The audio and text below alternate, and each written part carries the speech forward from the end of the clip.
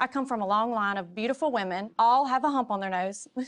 This is what God had to work with, but I don't feel like it was nearly as prominent on their face because their face is just shaped differently. Right.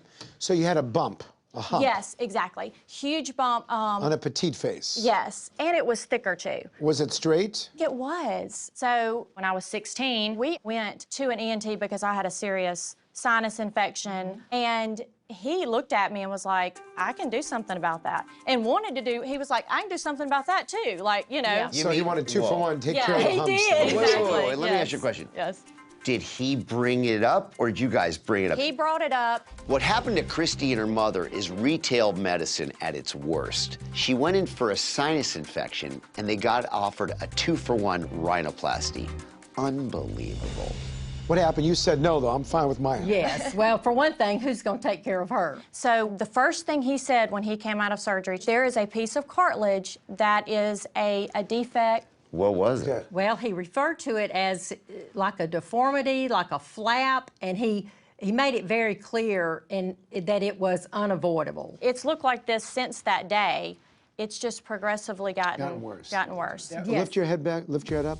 I mean, was it that, the Yes, deviated it's septum? 100% what this is.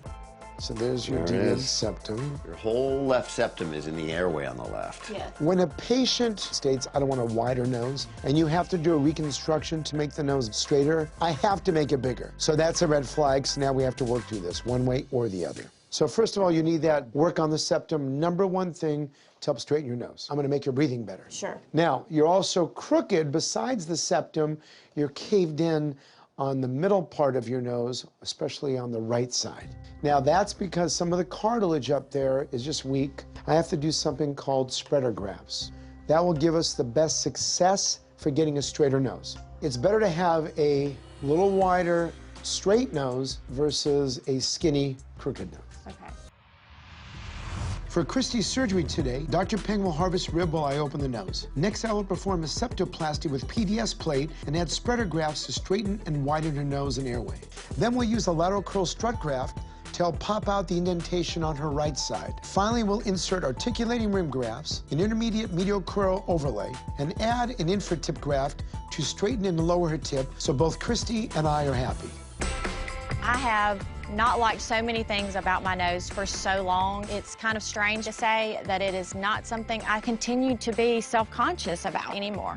I was very hesitant of surgery because you never know the outcome, and it makes you nervous to think things could be worse than they were in the beginning. But I am so happy that I trusted Dr. Nassif and moved forward with the surgery.